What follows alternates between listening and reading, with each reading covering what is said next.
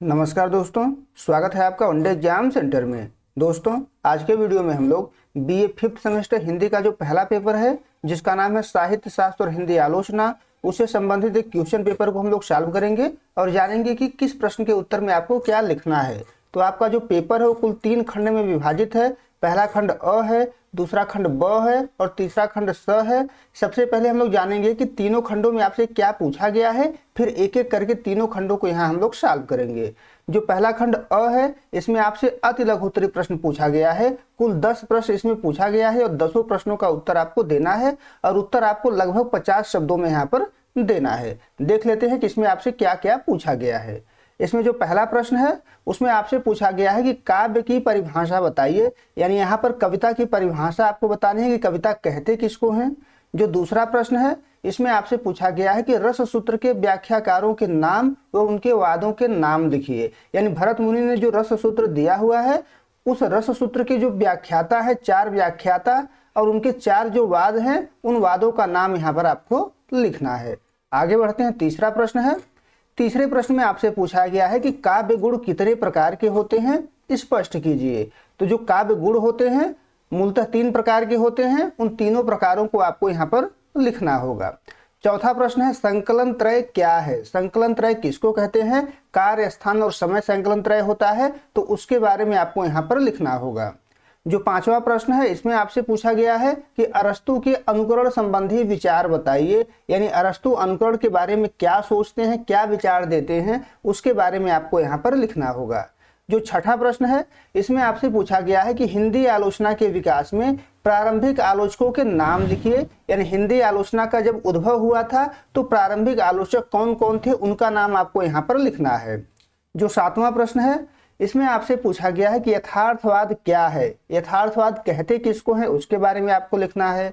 जो 8वां प्रश्न है इसमें आपसे पूछा गया है कि साहित्य का उद्देश्य निबंध किसका है, किसके द्वारा यह निबंध लिखा गया है, इसके बारे में आपको बताना है। जो 9वां प्रश्न है इसमें आपसे पूछा गया है कि व्यंजना क्या है, व्यंजना कहते किसको है, इसके बारे में आपसे पूछा गया है। और जो 10वां प्रश्न है इसमें आपको नायक के प्रकार बताना है। जो नायक के 4 प्रकार होते हैं उन चारों प्रकारों को यहाँ पर लिखना होगा। अभी एक एक करके हम लोग सबको सॉल्व करेंगे, लेकिन पहले जो है खंड ब और खंड स में भी क्या पूछा गया है इसको पहले देख लेते हैं। खंड ब में आपसे लघु उत्तरीय प्रश्न पूछा गया है। 3 प्रश्नों का उत्तर आपको यहाँ पर देना है। प्रश्न संख्या 2 से लेकर के 9 तक इसमें पूछे गए हैं, यानी कुल 8 प्रश्न इसमें पूछा गया है और इन 8 प्रश्नों में केवल 3 प्रश्नों का उत्तर आपको यहाँ पर देना है। देख लेते हैं क्या क्या आपसे पूछा गया है। इसमें पहला प्रश्न जो आपसे पूछा गया है वो है विभावानुभाव व्यभिचारी संयोगादृश निष्पत्ति सूत्र की व्याख्या कीजिए, यानी ये भरत मुनि का रस सूत्र है और भरत मुनि के इस रस सूत्र की व्याख्या करनी है कि विभाव क्या है, इसमें अनुभाव क्या है, व्यभिचारी भाव क्या है, निष्पत्ति का मतलब क्या होता है, संयोग का मतलब क्या होता है, इसका व्याख्या आपको यहाँ पर करना है। आगे बढ़ते हैं, अगला प्रश्न देख लेते हैं।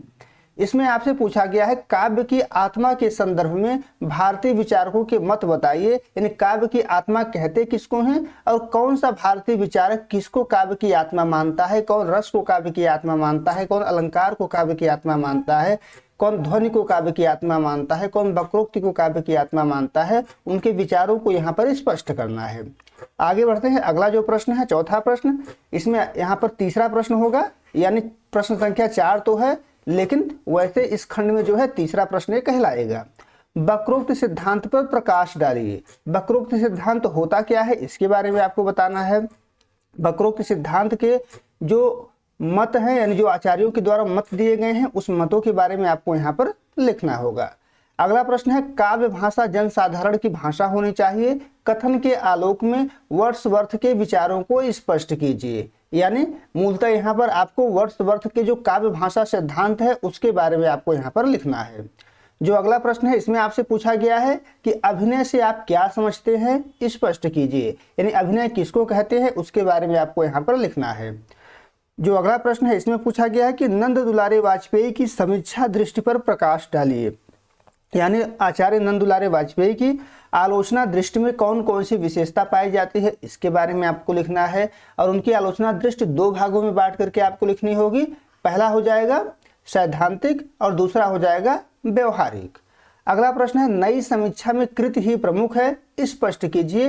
यानी नई समीक्षा की विशेषताओं के बारे में आपको यहाँ पर लिखना है। जो अगला प्रश्न है इसमें आपसे पूछा गया है कि विखंडनवाद के संदर्भ में देरिदा के विचारों को बताइए। विखंडनवाद के संदर्भ में देरिदा के विचार क्या हैं, इसके बारे में आपको यहाँ पर लिखना है। और इन प्रश्नों का उत्तर आपको अधिकतम 200 शब्दों में देना है और केवल 3 प्रश्न इसमें से करने हैं। अभी हम लोग एक एक करके सबको सॉल्व करेंगे। पहले खंड स में देख लेते हैं आपसे क्या पूछा गया है। जो खंड स है इसमें आपसे दीर्घ उत्तरीय प्रश्न पूछे गए हैं और इसमें से केवल एक प्रश्न आपको करना है और उस प्रश्न का उत्तर आपको लगभग 500 शब्दों में देना है। इसमें जो प्रश्न पूछा गया है इसको देख लेते हैं। प्रश्न संख्या 10 है यहाँ पर, आचार्य रामचंद्र शुक्ल के समीक्षा दृष्टि की विस्तृत विवेचना कीजिए। यानी रामचंद्र शुक्ल की जो आलोचना दृष्टि है उसी की विस्तृत विवेचना आपको करना है। सैद्धांतिक आलोचना उनकी क्या है, व्यवहारिक आलोचना क्या है, सैद्धांतिक आलोचना में कौन कौन सी विशेषता है उनके, व्यवहारिक आलोचना में कौन कौन सी विशेषता है उनके, इसी के बारे में आपको यहाँ पर लिखना है। जो 11 नंबर प्रश्न है इसमें आपसे पूछा गया है कि ध्वनि सिद्धांत पर विस्तृत निबंध लिखिए। ध्वनि सिद्धांत क्या है इसके बारे में विस्तृत निबंध आपको यहाँ पर लिखना है। 12 नंबर प्रश्न है अरस्तु के विरेचन सिद्धांत की विस्तृत व्याख्या कीजिए। यानी अरस्तु ने जो विरेचन सिद्धांत दिया हुआ है वो विरेचन सिद्धांत क्या है उसी का विस्तृत व्याख्या यहाँ पर करना है। और जो 13 नंबर प्रश्न है इसमें आपसे पूछा गया है कि बिंब और प्रतीक को स्पष्ट करते हुए बिंबवाद और प्रतीकवाद की व्याख्या कीजिए। इतना प्रश्न आपसे पूछे गए हैं। अब हम लोग एक एक करके यहाँ पर सॉल्व करते हैं। जो खंड अ है इसमें आपसे अति लघु उत्तरीय प्रश्न पूछे गए हैं। 10 प्रश्न पूछे गए हैं, 10 प्रश्नों का उत्तर आपको यहाँ पर देना है और उत्तर लगभग 50 शब्दों में देना है। तो चलिए इसको हम लोग सॉल्व करते हैं। पहले खंड अ को, इसमें जो आपसे पहला प्रश्न पूछा गया है वो है काव्य की परिभाषा बताइए। यानी कविता किसको कहते हैं इसके बारे में आपको बताना है। तो उत्तर में आप लिखेंगे कि कविता मनुष्य के भावों की अभिव्यक्ति होती है। यानी मनुष्य के हृदय में जो भाव होते हैं कविता उन्हीं भावों की अभिव्यक्ति होती है। इसको परिभाषित करते हुए महादेवी वर्मा ने लिखा है कि काव्य कवि की भावनाओं का चित्रण होता है और यह चित्रण इतना सही होता है कि उससे वैसी ही भावनाएं दूसरे के हृदय में निर्माण हो जाती हैं। यानी कवि जो है अपने भावनाओं का चित्रण कविता में करता है और यह चित्रण इतना सटीक होता है कि जिस प्रकार की कवि की भावना होती है जो पाठक उसको पढ़ता है उसके हृदय में उसी प्रकार की भावना का निर्माण हो जाता है।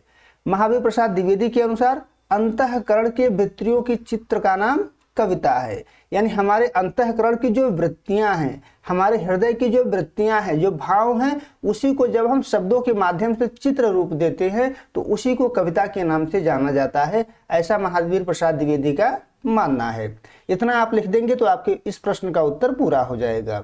आगे बढ़ते हैं। दूसरा प्रश्न है रस सूत्र के व्याख्याकारों के नाम व उनके वादों के नाम लिखिए। तो यहाँ पर भरत मुनि का जो रस सूत्र है उसके जो 4 व्याख्याता है उनका नाम और उनके द्वारा जो 4 वाद दिए गए हैं उन 4 वादों का नाम आपको लिखना है। तो रस सूत्र के व्याख्याकारों या उनके वादों के नाम इस प्रकार है। एक तरफ व्याख्याकार लिखना है, दूसरे तरफ उनके वाद के बारे में आपको यहाँ पर लिखना है। पहले व्याख्याकार हैं भट्टलोल्लट, इनका जो वाद है वो उत्पत्तिवाद के नाम से जाना जाता है। दूसरे व्याख्याकार हैं श्री शंकुक और इनका जो वाद है वो अनुमितिवाद के नाम से जाना जाता है।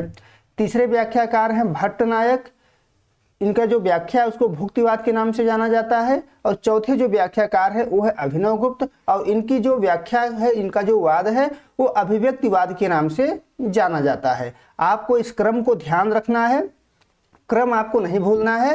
पहले पे भट्टलोल्लट, दूसरे पे शंकुक, तीसरे पे भट्टनायक और चौथे पे अभिनवगुप्त। इसको आपको याद रखना है। इतना आप लिख देंगे तो आपके इस प्रश्न का उत्तर यहाँ पर पूरा हो जाएगा। तीसरा प्रश्न है, इसमें आपसे पूछा गया कि काव्य गुण कितने प्रकार के होते हैं, स्पष्ट कीजिए। तो उत्तर में आप लिखेंगे कि काव्य में नित्य विद्यमान रहने तथा उसके सौंदर्य में वृद्धि करने वाले तत्वों को काव्य गुण कहते हैं। यानी जो तत्व कविता में हमेशा विद्यमान रहते हैं और उसके सौंदर्य को बढ़ाते हैं उसी को काव्य गुण के नाम से जाना जाता है।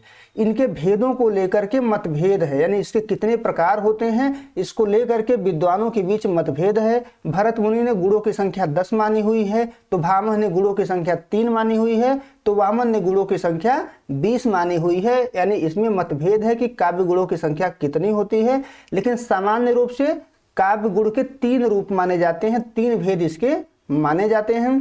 पहला होता है माधुर्य गुण, दूसरा होता है ओज गुण और तीसरा होता है प्रसाद गुण। इतना आप लिख देंगे तो आपके इस प्रश्न का उत्तर यहाँ पर पूरा हो जाएगा।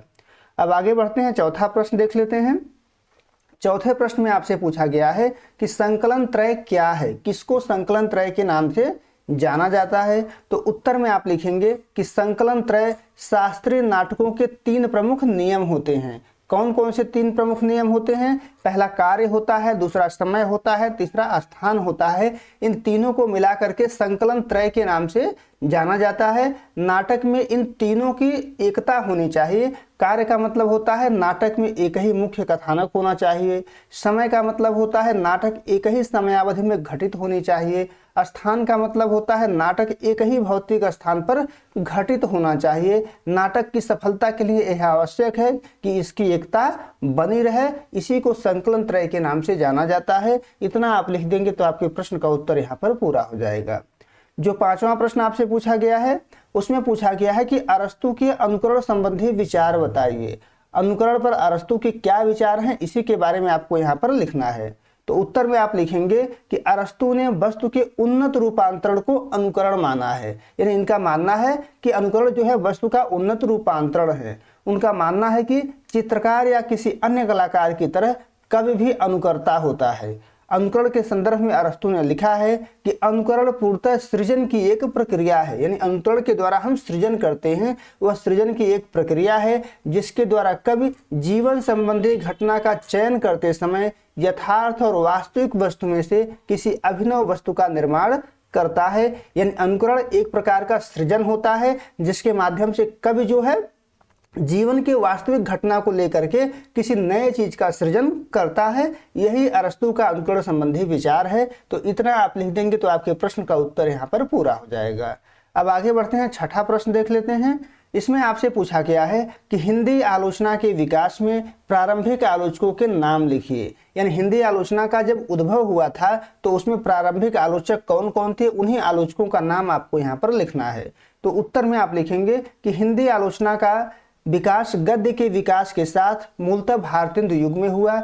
हिंदी के प्रारंभिक आलोचकों के नाम इस प्रकार हैं। पहला नाम बालकृष्ण भट्ट है। बालकृष्ण भट्ट के द्वारा ही हिंदी में व्यवहारिक समीक्षा की शुरुआत हुई थी। उसके बाद बद्रीनारायण चौधरी प्रेमघन है, इनका भी आरंभिक आलोचना में महत्वपूर्ण योगदान है।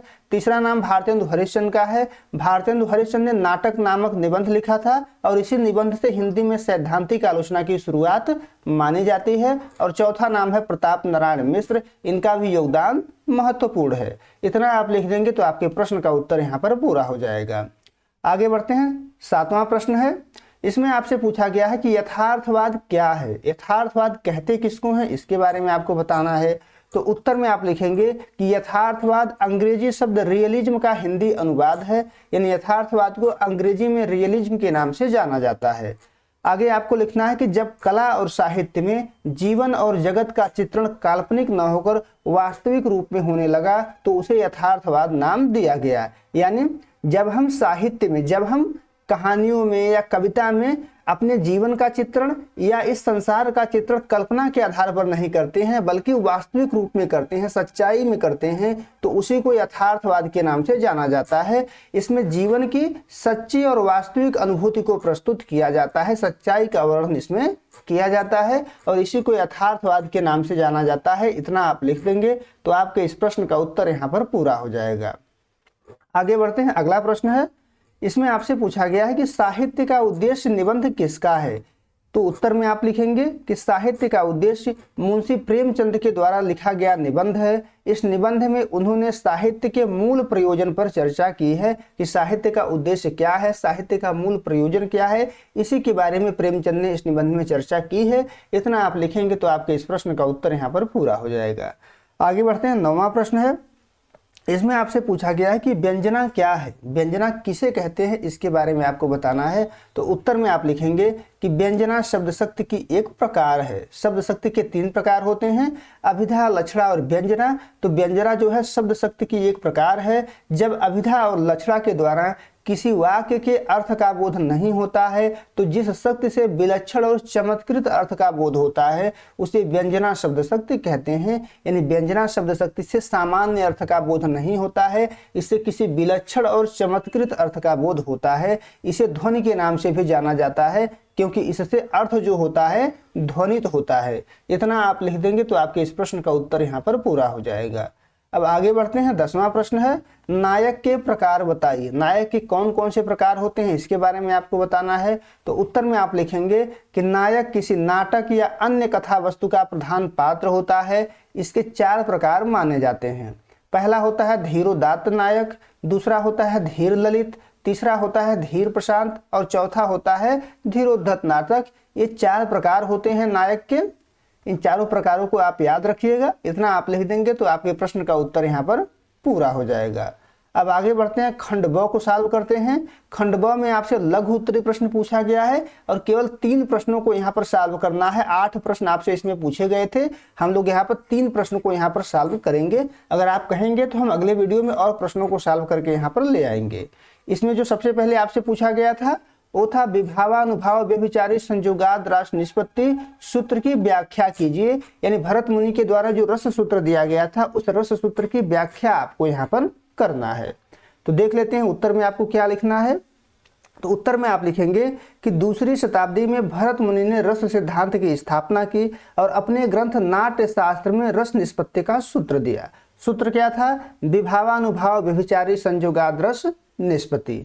इसका अर्थ होता है विभाव, अनुभाव और व्यभिचारी भाव के संयोग से रस की निष्पत्ति होती है। यानी जब ये भाव आपस में मिलते हैं, इनका संयोग होता है, तब जाकर के रस जो है उत्पन्न होता है और इसी की व्याख्या हमको करनी है। यानी जो इसके घटक है विभाव, अनुभाव, व्यभिचारी भाव और निष्पत्ति, इसके बारे में हमको यहाँ पर जानना है, इसके घटकों को हमको जानना है।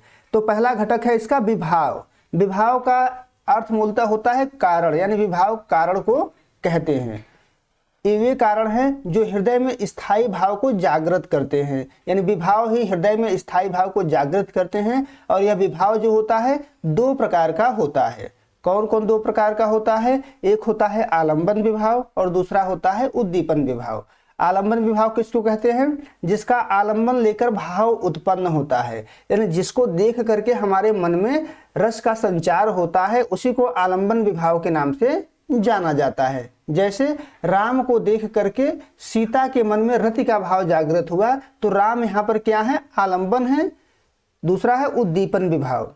उद्दीपन विभाव उसको कहते हैं कि जो भावों को उद्दीप्त करता है, जो भावों को तेज करता है। इसमें देश, काल और परिस्थितियां आती हैं और आलंबन के क्रियाकलाप भी उद्दीपन में आते हैं। अब अगला तत्व देख लेते हैं। अगला है अनुभाव। अनुभाव क्या होते हैं इसके बारे में जान लेते हैं। ये स्थायी भाव के जागृत होने के बाद आश्रय की बाह्य चेष्टाएं या शारीरिक क्रियाएं हैं। आश्रय यानी जिसके मन में स्थायी भाव जागृत होता है, उसके क्रियाओं को अनुभाव के अंतर्गत हम रखते हैं। जैसे कटाक्ष हो गया, अस्त्र हो गया, रोमांच हो गया, यानी जो भी क्रिया आश्रय का होता है वह अनुभाव के अंतर्गत आता है। अब व्यभिचारी भाव क्या होता है? इसको संचारी भाव के नाम से जाना जाता है। ये वे क्षणिक चंचल भाव हैं जो स्थायी भाव के साथ मिलकर उसकी पुष्टि करते हैं और फिर शांत हो जाते हैं। इनकी संख्या 33 जो है मानी जाती है। यानी जैसे ही मन में स्थायी भाव जागृत होता है, वैसे ही किसी न किसी व्यभिचारी भाव का आगमन होता है और आते हैं और चले जाते हैं, यानी अस्थायी होते हैं। अगला तत्व है स्थायी भाव। स्थायी भाव जो है भरत मुनि के रस सूत्र में यह नहीं दिया गया है, यानी लेकिन जो रस सूत्र में दिया गया है उससे स्थायी भाव ही जागृत होता है। यानी विभाव, अनुभाव और व्यभिचारी भाव मिलकर के मन में स्थायी भाव की ही उत्पत्ति करते हैं, लेकिन प्रत्यक्ष रूप से रस सूत्र में स्थायी भाव का जिक्र नहीं किया गया है। यह मनुष्य के हृदय में स्थायी रूप से विद्यमान भाव है। सूत्र में स्थायी भाव का उल्लेख नहीं है, पर निष्पत्ति उसी की होती है। अब जान लीजिए कि निष्पत्ति कहते किसको हैं। निष्पत्ति का तात्पर्य क्या होता है? रस सूत्र में निष्पत्ति की व्याख्या को लेकर परवर्ती आचार्यों जैसे भट्ट लुल्लट हो गए, शंकुक हो गए, भट्टनायक हो गए, अभिनव गुप्त हो गए, इनमें मतभेद रहा है। अभिनव गुप्त का जो अभिव्यक्तिवाद है, इसी को सर्वाधिक मान्यता मिली हुई है। उनके अनुसार सामाजिक या दर्शक के हृदय में स्थित स्थायी भाव, विभाव आदि के द्वारा व्यंजित होकर रस के रूप में अभिव्यक्त होता है। यानी अभिनवगुप्त का मानना है कि जो स्थायी भाव होता है वो सहृदय के हृदय में होता है, यानी दर्शकों के हृदय में होता है। दर्शक जब उसको देखता है तो उसके हृदय में जो स्थायी भाव होता है वो जागृत होता है। यानी जो रस होता है वो नट में नहीं होता है बल्कि सहृदय यानी दर्शकों के अनुभव में होता है, दर्शकों के हृदय में विद्यमान होता है और वहीं पर रस की निष्पत्ति होती है, ऐसा अभिनवगुप्त का मानना है। इतना आप लिख देंगे तो आपके इस प्रश्न का उत्तर यहाँ पर पूरा हो जाएगा। विभावा अनुभाव व्यभिचारी संजोगाद रस निष्पत्ति का जो अर्थ है, जो आशय है, उसको हम लोगों ने यहाँ पर स्पष्ट कर दिया है। अब आगे बढ़ते हैं, अगला प्रश्न देखते हैं। अगला जो प्रश्न हम लोग सॉल्व करेंगे वो 4 नंबर प्रश्न है। इसमें आपसे पूछा गया है कि वक्रोक्त सिद्धांत पर प्रकाश डालिए। वक्रोक्त सिद्धांत कहते किसको है उसके बारे में आपको बताना है। यहाँ हमने ऐसे प्रश्नों का चयन किया हुआ है सॉल्व करने के लिए जो दोबारा आपसे परीक्षा में पूछे जा सकते हैं। तो इसके उत्तर में आपको लिखना है कि वक्रोक्त 2 शब्द वक्र और उक्ति से मिलकर बना है। वक्र का अर्थ होता है टेढ़ा और उक्ति का अर्थ होता है कथन। यानी वक्रोक्ति का अर्थ हो गया टेढ़ा कथन। ऐसा कथन जो सामान्य कथन न हो यानी व्यंग के तरीके से हो, उसी को वक्रोक्ति के नाम से जाना जाता है। वक्रोक्ति संप्रदाय के प्रवर्तक आचार्य कुंतक माने जाते हैं। इनके अनुसार वक्रोक्ति ही काव्य की आत्मा है। आचार्य कुंतक का प्रसिद्ध कथन है वक्रोक्ति काव्य जीवितम, यानी वक्रोक्ति ही काव्य का जीवन है, वक्रोक्ति ही काव्य का प्राण है, ऐसा आचार्य कुंतक का मानना है। आचार्य कुंतक के अनुसार वक्रोक्ति से ही सामान्य कथन में भी लोकोत्तर चमत्कार और काव्य सौंदर्य उत्पन्न होता है, जिससे सहृदयों का हृदय आह्लाद से भर जाता है। यानी इनका मानना है कि वह वक्रोक्ति ही है जिसके कारण से सामान्य कथन भी चमत्कार पैदा करता है। उन्होंने वक्रोक्ति के संदर्भ में लिखा हुआ है, यानी आचार्य कुंतक वक्रोक्ति के संदर्भ में लिखते हैं कि वक्रोक्ति रेव वैदग्ध्यम भंगी भरत रुच्यते, अर्थात नए अर्थ को व्यक्त करने वाला कवि कर्म कौशल से रचित वैचित्र पूर्ण कथन ही वक्रोक्ति है। यानी ऐसा कथन जिसमें विचित्रता हो, जो विचित्र अर्थ प्रदान करता हो, उसी को वक्रोक्ति के नाम से जाना जाता है। आगे बढ़ते हैं, अब देख लेते हैं कि कुंतक के जो पूर्ववर्ती आचार्य हैं उनके दृष्टि में वक्रोक्ति क्या है। यानी कुंतक के पहले के जो आचार्य हैं उनके दृष्टि में वक्रोक्ति किसे कहते हैं, इसके बारे में भी हम लोग जानेंगे। पहला नाम आचार्य भामह का है और भामह का जो समय है 6वीं शताब्दी है। भामह ने सर्वप्रथम वक्रोक्ति का विवेचन किया और इन्होंने वक्रोक्ति का अर्थ अतिशयोक्ति माना। वक्रोक्ति का अर्थ इनके द्वारा अतिशयोक्ति माना गया और इसे संपूर्ण अलंकारों का मूल घोषित कर दिया गया कि वक्रोक्ति जो होता है ये संपूर्ण अलंकारों का मूल है। इन्होंने लिखा है कि सहसा सर्वत्र वक्रोक्ति रनयार्थो विभाव्यते यत्नो यस्या कविता कार्य कोलंकारो नया विना। यानी इसका अर्थ ये हो गया कि वक्रोक्ति जो है सभी अलंकारों का मूल है और इसको अतिशयोक्ति के नाम से भी जाना जाता है। दंडी भी वक्रोक्ति को अतिशयोक्ति मानते हैं, किंतु वे इसे संपूर्ण अलंकारों का मूल नहीं मानते। यानी दंडी भी इसको अतिशयोक्ति ही मानते हैं, लेकिन इनका मानना है कि वक्रोक्ति जो है सभी अलंकारों का मूल नहीं है, बल्कि ये वक्रोक्ति को स्वभावोक्ति के अलावा सभी अलंकारों का पर्याय मानते हैं। इतना आप लिख देंगे तो आपके प्रश्न का उत्तर यहाँ पर पूरा हो जाएगा। हम समझ गए यहाँ पर कि वक्रोक्ति सिद्धांत क्या है। अब अगला प्रश्न देखते हैं, 5 नंबर प्रश्न है। इसमें आपसे पूछा गया है कि काव्य भाषा जनसाधारण की भाषा होनी चाहिए। कथन के आलोक में वर्ड्सवर्थ के विचारों को स्पष्ट कीजिए। तो मूलतः यहाँ पर आपको वर्ड्सवर्थ की जो काव्य भाषा सिद्धांत है उसी के बारे में आपको यहाँ पर लिखना है। तो उत्तर में आप लिखेंगे कि विलियम वर्ड्सवर्थ 19वीं शताब्दी के प्रमुख स्वच्छंदतावादी कवि एवं आलोचक थे। इनका मानना था कि कविता की भाषा साधारण जनता की भाषा होनी चाहिए। इसी संदर्भ में इनके द्वारा काव्य भाषा नामक सिद्धांत दिया गया है, जिसमें उन्होंने निम्न विचार व्यक्त किए हुए हैं। एक एक करके उनके विचारों को यहाँ पर हम लोग लिखेंगे। पहला विचार है कि काव्य का आरंभ सामान्य जन की भाषा से होता है। यानी कविता जब लिखना शुरू हुआ था तो आम जनता की भाषा में ही कविता लिखना शुरू हुआ है, उसका आरंभ आम जनता की भाषा से ही होता है। दूसरा विचार है साधारण भाषा में धीरे धीरे कृत्रिमता आ जाती है, यानी कविता तो साधारण भाषा में ही लिखना शुरू हुआ था, लेकिन धीरे धीरे इस भाषा में कृत्रिमता आ जाती है। धीरे धीरे जो भाषा होती है वो बनावटी हो जाती है और जटिल हो जाती है। इससे भाषा यांत्रिक हो जाती है और इस भाषा को उच्च भाषा नाम दिया जाता है। इसको उच्च भाषा कहते हैं। अगला जो इनका विचार है वो कहते हैं काव्य में ग्रामीणों की दैनिक भाषा का प्रयोग होना चाहिए, यानी गांव में आम बोलचाल में जिस भाषा का प्रयोग किया जाता है कविता में भी उसी भाषा का प्रयोग करना चाहिए। ग्रामीण जीवन में मनुष्य के भाव सरल होते हैं, निष्कपट और सच्चे होते हैं तथा प्रकृति के निरंतर संपर्क से विकसित होते हैं, इसलिए उसमें तादात्म्य सुगम होता है और उसी भाषा का प्रयोग हमको कविता में करनी चाहिए। अगला जो इनका विचार है वो कहते हैं कि गद्य एवं पद्य की भाषा में तात्विक भेद नहीं होना चाहिए, यानी गद्य की भाषा और कविता की भाषा में कोई अंतर नहीं होना चाहिए। जिस तरीके से गद्य की भाषा होनी चाहिए उसी तरीके से कविता की भाषा भी होनी चाहिए। इनकी भाषा एक जैसी होनी चाहिए। काव्य में जो छंद होता है यह ऊपरी स्तर पर और आकस्मिक होता है, भाषा इनकी एक जैसी होनी चाहिए।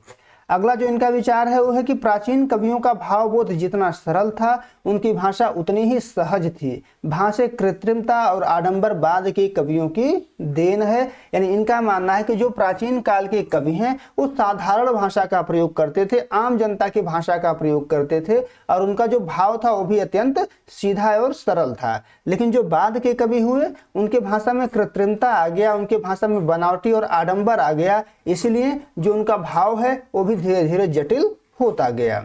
इस प्रकार आप देखेंगे कि वर्ड्सवर्थ का मत है कि कविता की भाषा गांव देहात की भाषा होनी चाहिए, जो जन साधारण से जुड़ी हो तथा जिसमें कृत्रिमता और आडंबर न हो। इतना आप लिख देंगे तो आपके प्रश्न का उत्तर यहाँ पर पूरा हो जाएगा।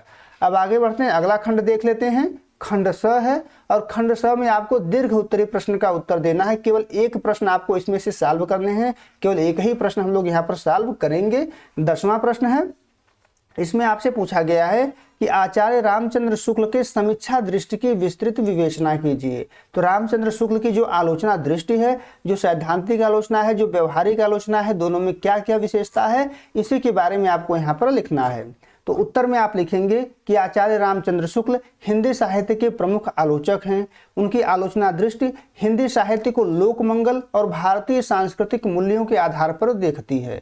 यह रसवादी और मनोवैज्ञानिक होने के साथ साथ साहित्य को सामाजिक दायित्व और लोक मर्यादा से जोड़कर उसका मूल्यांकन करती है। यानी शुक्ल जी की जो आलोचना दृष्टि है वो लोकमंगल पर आधारित है, भारतीय संस्कृति के मूल्यों पर आधारित है, रसवाद पर आधारित है और लोक मर्यादा पर आधारित है।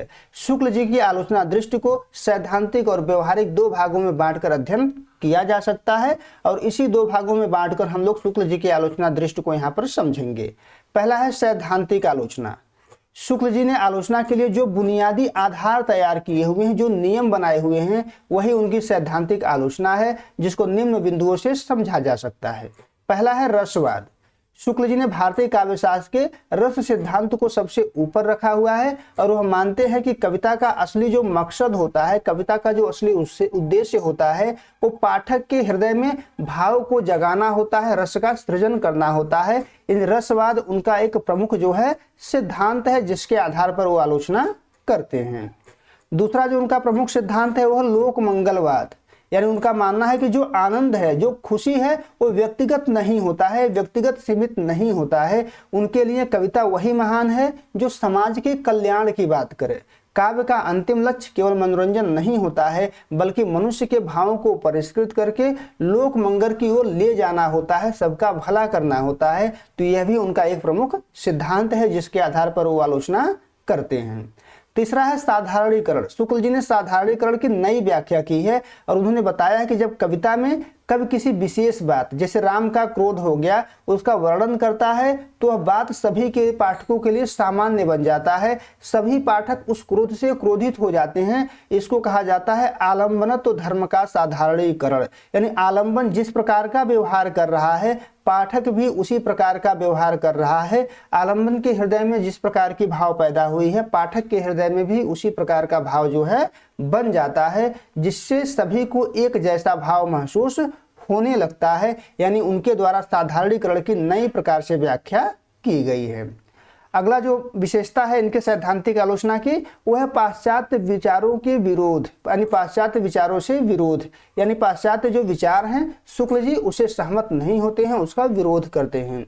उन्होंने कला के लिए जैसे पाश्चात्य सिद्धांतों का विरोध किया। वह मानते थे कि कला का जो उद्देश्य होता है वो सिर्फ सुंदरता दिखाना नहीं होता है, बल्कि जीवन से जुड़े रहकर उसे बेहतर बनाना होना चाहिए। यानी कला ऐसा होना चाहिए जो हमारे जीवन से जुड़ा हुआ हो और हमारे जीवन को बेहतर बनाए, ऐसा कला होना चाहिए। अब देख लेते हैं कि आधारभूत ग्रंथ कौन सा उनका है सैद्धांतिक आलोचना से संबंधित। तो सैद्धांतिक आलोचना से संबंधित जो आधारभूत ग्रंथ है उसको रस मीमांसा के नाम से जाना जाता है। अब आगे बढ़ते हैं, शुक्ल जी की जो व्यवहारिक आलोचना है उसके बारे में जान लेते हैं। व्यवहारिक आलोचना का मतलब है किसी कवि की रचना, जैसे कविता हो गया, महाकाव्य हो गया, को बनाए गए सिद्धांतों की कसौटी पर परखना। यानी शुक्ल जी ने सैद्धांतिक आलोचना के अंतर्गत जो सिद्धांत बनाए थे उस सिद्धांतों के आधार पर जब किसी कवि का मूल्यांकन करते हैं, किसी कवि की रचना का मूल्यांकन करते हैं, तो उसको व्यवहारिक आलोचना के नाम से जाना जाता है। यह आलोचना साहित्य के गुण दोष बताने के लिए लिखी जाती है कि किसी रचना के कौन कौन से गुण हैं, कौन कौन से दोष हैं, उसका मूल्यांकन इसमें किया जाता है। उनकी व्यवहारिक आलोचना उनकी सैद्धांतिक बातों जैसे रसवाद हो गया, लोक मंगलवाद हो गया, इस पर पूरी तरीके से आधारित है। वह किसी भी रचना को परखने से पहले यह देखते हैं कि क्या वह समाज के हित में है या नहीं है, यानी उसमें लोक मंगल की धारणा है कि नहीं है। लोक मंगल की धारणा होगी तो शुक्ल जी के लिए वह रचना अच्छा होगा, अगर उसमें लोक मंगल की अवधारणा नहीं है तो शुक्ल जी के लिए वह रचना ठीक नहीं है। अगला जो विशेषता है वो है महान कवियों का मूल्यांकन, यानी जो बड़े बड़े कवि हैं शुक्ल जी उसका मूल्यांकन करते हैं। जैसे सूरदास हो गए, तुलसीदास हो गए, जायसी हो गए, इन कवियों की रचनाओं का विश्लेषण इनके द्वारा किया गया है। उदाहरण के लिए उन्होंने तुलसीदास को लोक मंगल के कवि के रूप में सर्वश्रेष्ठ माना है, क्योंकि उनकी रचनाओं में समाज को सही रास्ता दिखाया गया है, समाज के मूल्य को स्थापित करने का प्रयास किया गया है। यानी उनके रचना में इनको लोक मंगल दिखाई देता है, और जिसके रचना में शुक्ल जी को लोक मंगल दिखाई देता है वो उनको श्रेष्ठ कवि के रूप में नजर आते हैं।